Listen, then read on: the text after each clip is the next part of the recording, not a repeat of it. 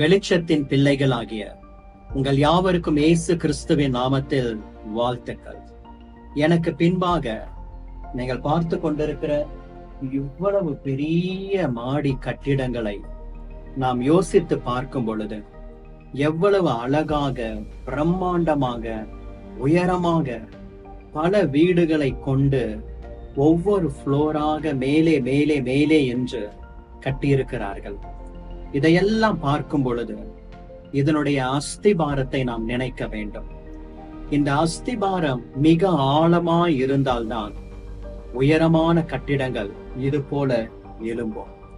உங்களுடைய வாழ்க்கையிலும் உயரமான இடங்களுக்கு நீங்கள் போக வேண்டுமானால், உயரமான ஆசீர்வாதங்களை நீங்கள் பெற்றுக்கொள்ள வேண்டுமானால், உங்களுடைய அஸ்திபாரம் ஆழமாய் இருக்க வேண்டும்.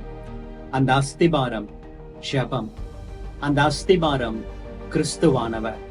கிறிஸ்துவாகிய அஸ்திபாரத்தின் மேலே நீங்கள் கட்டப்படும் பொழுது கற்பாறையின் மேல் கட்டப்பட்ட இப்படிப்பட்ட வீடுகளுக்கு நீங்கள் ஒப்பாய் இருப்பீர்கள்.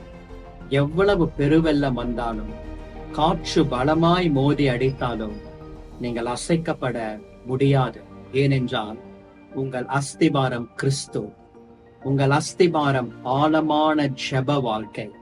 இன்றைக்கும் உங்கள் அஸ்திபாரத்தை சோதித்து பாருங்கள். எது உங்களுடைய அஸ்திபாரமாய் இருக்கிறது? வேலை, சம்பாத்தியம், அந்தஸ்து, ஆஸ்தி, பணம், புகழ், இவைகளை அஸ்திபாரமாக கொண்டு நாம் எழும்புவோமானால் நிலை நிற்க மாட்டோம். பிரியமானவர்களே, வேத வசனம் உங்கள் அஸ்திபாரமாய் காணப்படுவதாக. அப்பொழுது இவ்வளவு பெரிய உயரங்களின் ஆசீர்வாதங்களை நீங்கள் பெற்றுக்கொள்ள முடியும். கிறிஸ்துவானவர் உங்களுடைய வாழ்க்கையில எல்லா விஷயத்திலும் அவரே அஸ்திபாரமாய் காணப்படுவாராக. ஆழமான ஜெப வாழ்க்கை ஆழமான அஸ்திபாரமாய் மாறுவதாக. இப்பொழுது ஒன்றுமில்லாத நிலைமையில நீங்கள் காணப்படலாம். ஆனால் ஜெபம் என்கிற அந்த அஸ்திபாரத்தின் ஆழத்துக்குள்ளாக போங்கள். வேத வசனம் என்கிற அந்த அஸ்திபாரத்தின் ஆழத்துக்குள்ளாக நீங்கள் போங்கள். அந்த ஆழமான அஸ்திபாரத்தின் மேலே நீங்கள் முயற்சி செய்து கட்டுகிற ஒவ்வொன்றையும், நீங்கள் முயற்சி செய்து இந்த காரியத்தை வாய்க்க பண்ணும் ஆண்டவரே என்று எடுக்கிற ஒவ்வொரு பிரயாசத்தையும் கர்த்தர் வாய்க்க பண்ணுவாராக. இவ்வளவு உயரமான கட்டிடங்களுக்கு எவ்வளவு ஆழமான அஸ்திபாரம் இருக்கிறது சிந்தித்து பார்ப்போம்.